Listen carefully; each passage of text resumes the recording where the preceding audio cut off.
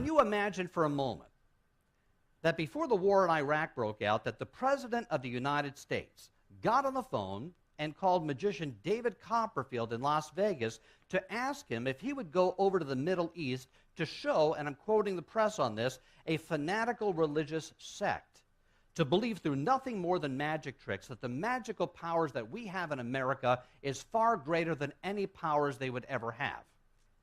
Now, I know that sounds far-fetched, and let me state right here and now that President Bush never called David Copperfield.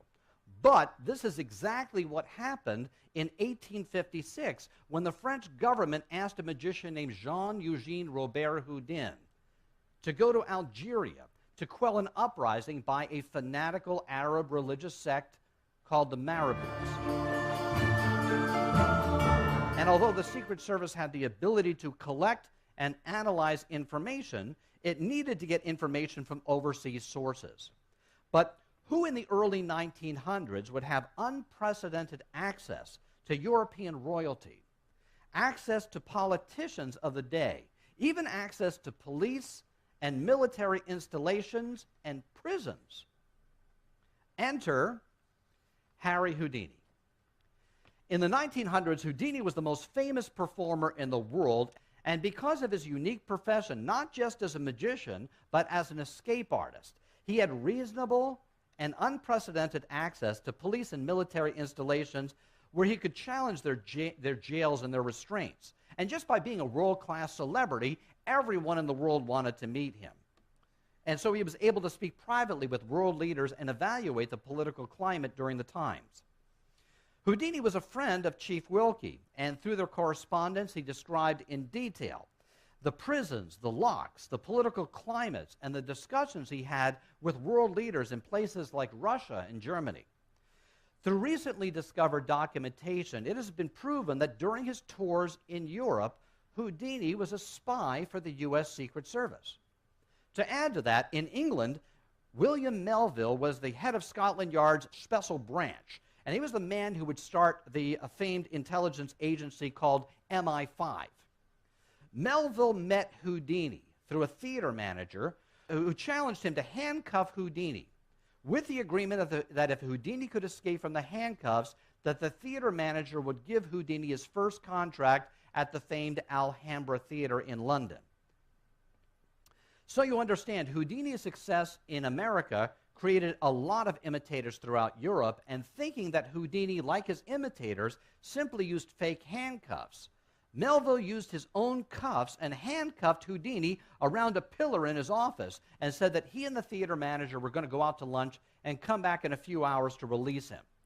Houdini literally escaped from the handcuffs in seconds and said, "Wait, I'll come with you."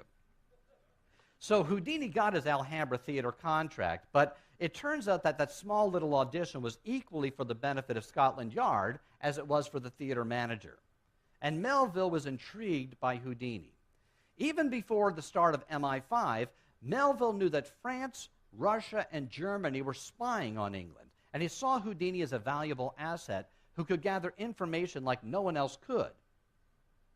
As with many world leaders who wanted to meet this famous American superstar, in Russia, Houdini became close with Tsar Nicholas, who was in attendance at his command performance for the Grand Duke Sergius.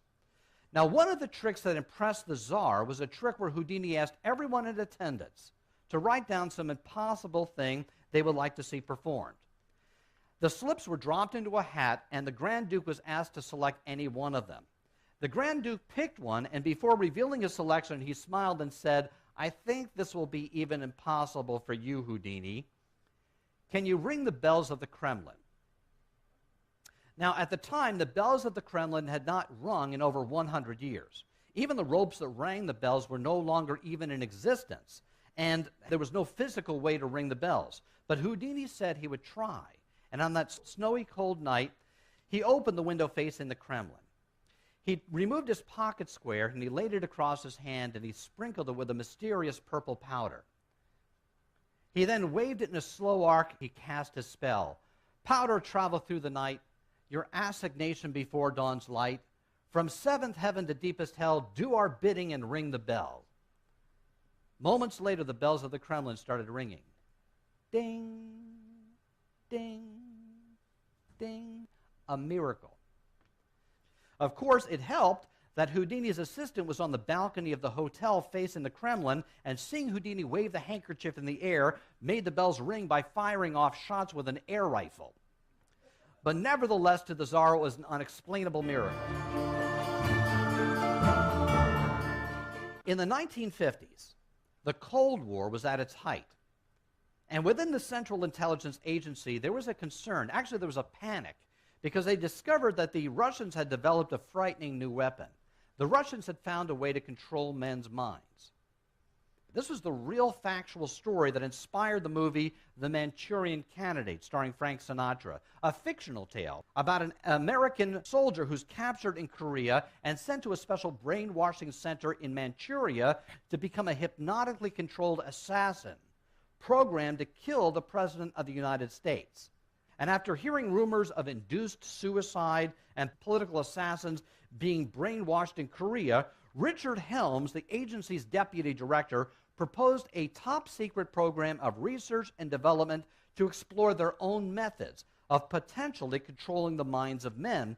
He said, and I quote, "We intend to investigate the development of a chemical material which could potentially aid in discrediting individuals, eliciting information, implanting suggestion, and other forms of mental control." On the very same day that Project MKUltra was approved, Sidney Gottlieb went to New York City to see magician John Mulholland. In the 1950s, John Mulholland was one of America's most highly regarded magicians and was precisely the kind of person the agency wanted on their team. You see, Gottlieb wanted Mulholland to teach agents in the field how to use sleight of hand, gimmicks, and misdirection to, in part, covertly administer drugs and chemicals to unsuspecting victims. And to do so, Mulholland was asked to write, on behalf of his government, a manual of deception for the CIA. Now, getting it right was going to be vital. The consequence of a magician perhaps making a mistake on stage could be embarrassment. A covert operation going badly could cost an agent his or her life. Once the Cold War ended, Project MKUltra was brought to a close, but the principles of magic that were outlined by Mulholland in his Manual of Deception that was written over 5 decades ago are still in use by the CIA today, and they're classified as top secret. The U.S. government has only allowed 56 out of its 120 pages to be made public, and out of those 56 pages, roughly 1/3 of them are redacted or blacked out.